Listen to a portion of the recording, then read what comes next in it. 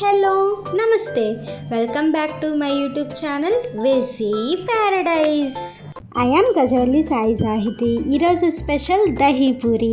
Same బయట పానీపూరి బండి మీద దొరికే దహీ పూరి టేస్ట్లో మనం ఇంట్లోనే ప్రిపేర్ చేసుకోవచ్చు. మరి రెసిపీ ప్రాసెస్ చూసేద్దామా?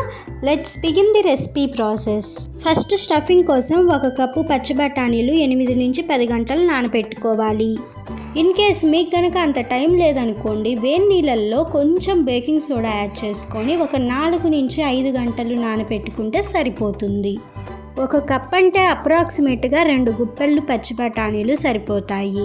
నానిన పచ్చి బఠానీలను ఒక్కసారి వాష్ చేసుకొని ఉడికించుకోవడానికి సరిపడా వాటర్ని తీసుకొని అందులో మీ టేస్ట్కి తగినంత కల్లుప్పు, కొంచెం పసుపు యాడ్ చేసుకొని ఒక్కసారి అలా మిక్స్ చేసుకొని బాగా మెత్తగా ఉడికించుకోవాలి.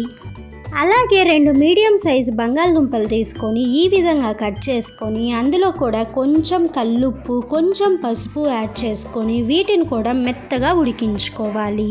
ఇన్ కేస్ బఠానీలు, బంగాళదుంపలు ఉడికించుకోవటానికి మీరు కనుక ప్రెషర్ కుక్కర్ యూజ్ చేస్తున్నట్లు అయితే 5 లేదా 6 విజిల్స్ రానివ్వండి. ఈ విధంగా పచ్చి బఠానీలు ఉడికిపోయాయి. అండ్ బాగా కుక్ అయిన పొటాటోస్ని ఇలాగ పీల్ కూడా రిమూవ్ చేసి పక్కన ఉంచాను. ఇంకా స్టఫింగ్ ఎలా చేసుకోవాలో చూసేద్దాం రండి. దానికోసం స్టవ్ మీద ఒక కడాయి పెట్టుకొని అందులో 4 టేబుల్ స్పూన్స్ ఆయిల్ యాడ్ చేసుకొని బాగా హీట్ అయిన తర్వాత అందులో 1 టీ స్పూన్ జీలకర్ర యాడ్ చేసుకొని కొంచెం ఫ్రై అవ్వనివ్వాలి. ఇప్పుడు ఇందులో సన్నగా చాప్ చేసి ఉంచుకున్న ఒక మీడియం సైజు ఆనియన్, సన్నగా చాప్ చేసి ఉంచుకున్న ఒక టొమాటో, కొద్దిగా కొత్తిమీర యాడ్ చేసుకొని బాగా ఫ్రై అవ్వనివ్వాలి. ఇన్ కేస్ మీకు కనుక స్టఫింగ్ కొంచెం స్పైసీగా కావాలనుకుంటే ఇదే స్టేజ్లో పచ్చిమిర్చి కూడా యాడ్ చేసుకోండి.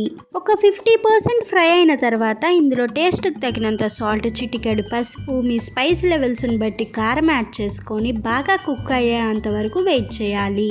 సో మొత్తం బాగా కుక్ అయిపోయిన తర్వాత ఇందులో ముందుగానే ఉడికించి ఉంచుకున్న పచ్చి బఠానీ యాడ్ చేసుకొని ఒక్కసారి అలా మిక్స్ చేసుకున్న తర్వాత ఇందులో 1 teaspoon garam masala, 1 teaspoon ధనియాలు, జీలకర్ర కలిపి చేసిన powder, 1 teaspoon chaat masala add చేసుకొని బాగా మిక్స్ చేసుకున్న తర్వాత బఠానీలను ఇక్కడ చూపిస్తున్న విధంగా బాగా మ్యాష్ చేసుకోవాలి.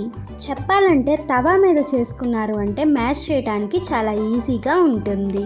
ఈ విధంగా మ్యాష్ చేసి ఉంచుకున్న బఠానీలలో ముందుగానే ఉడికించి ఉంచుకున్న బంగాళదుంపలను ఈ విధంగా కొంచెం నలుపుకుంటూ యాడ్ చేసుకోండి.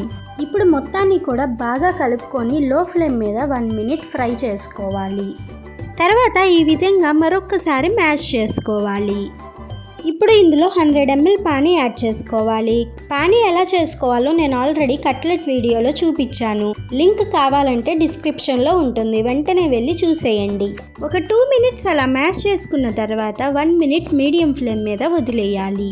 తర్వాత ఇందులో 150 ml పానీ యాడ్ చేసుకొని ఒక్కసారి మిక్స్ చేసుకొని బాగా దగ్గరికి వచ్చేంత వరకు వెయిట్ చేయాలి. మధ్య మధ్యలో మ్యాష్ చేసుకోవాలని మాత్రం మర్చిపోకండి. దీనిని రెడీ చేసుకోవటానికి 1/2 లీటర్ పానీ పడతాయి.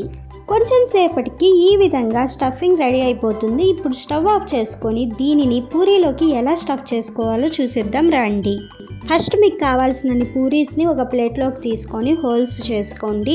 ఈ పూరీస్ని ఎలా ఫ్రై చేసుకోవాలో నేను already east Indian style panipuri and north Indian style panipuri వీడియోస్లో చూపించాను. లింక్స్ కావాలంటే డిస్క్రిప్షన్లో ఉంటాయి, వెంటనే వెళ్ళి చూసేయండి. ఇప్పుడు 1/2 పూరీ వరకు మీరు ప్రిపేర్ చేసుకున్న స్టఫింగ్ని ఫిల్ చేసుకోండి. అన్ని పూరీస్లో ఇలా ఫిల్ చేసుకున్న తర్వాత దహీ పూరీలో మెయిన్ ఇంగ్రీడియంట్ అయిన పెరుగుని యాడ్ చేసుకోవాలి. ఫ్రెష్ పెరుగు యూస్ చేసుకోవాలని గుర్తుంచుకోండి. పూరీ 90% ఫిల్ అయ్యేలాగా చూసుకోవాలి. ఇప్పుడు పైనుంచి మీ స్పైస్ లెవెల్స్కి తగ్గట్లుగా కారం యాడ్ చేసుకోండి. తర్వాత ధనియాలు, జీలకర్ర కలిపి చేసిన పౌడర్ని అలాగా స్ప్రింకిల్ చేసుకోవాలి.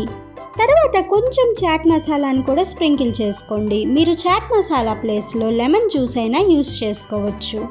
ఇప్పుడు పైనుంచి చాప్ చేసి ఉంచుకున్న ఆనియన్ని వేసుకోండి. నెక్స్ట్ ఇందులో కొంచెం కొత్తిమీర యాడ్ చేసుకొని ఫైనల్గా సేవ్ తోటి గార్నిష్ చేసుకున్నాము అంటే ఎంతో టేస్టీగా ఉండే దహీ పూరి రెడీ. మీ దగ్గర కనుక సేవ్ అవైలబుల్లో లేకపోతే బూందీ అయినా యూస్ చేసుకోవచ్చు.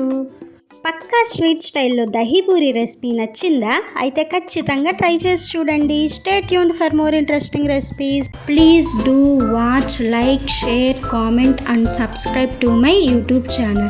Thank you for watching. Bye bye.